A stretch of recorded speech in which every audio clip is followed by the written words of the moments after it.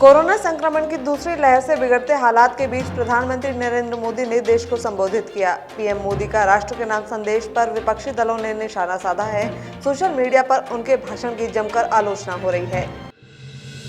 कांग्रेस नेता राहुल गांधी ने वैक्सीन रणनीति को लेकर केंद्र सरकार पर हल्ला बोला है। उन्होंने ट्वीट कर कहा, केंद्र सरकार की वैक्सीन रणनीति नोटबंदी से कम नहीं। आमजन लाइनों में लगेंगे, धन, स्वास्थ्य और जान का नुकसान झेलेंगे और अंत में सिर्फ कुछ उद्योगपतियों का फायदा होगा।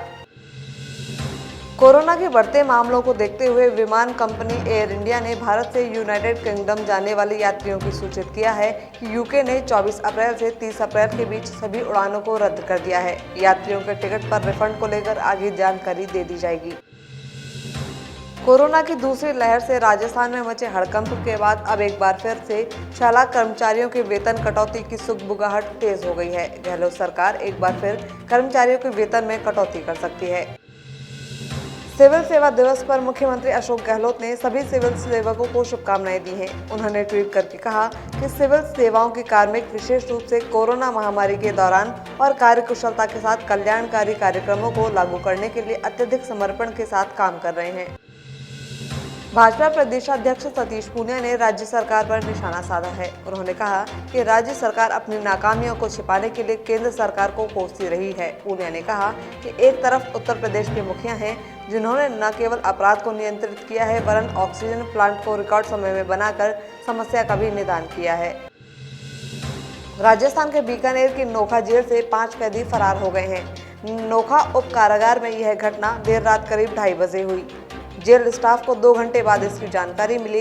इसके बाद पुलिस ने सभी थानों को अलर्ट कर दिया, लेकिन अभी तक फरार कैदियों का कोई सुराग नहीं लग पाया है।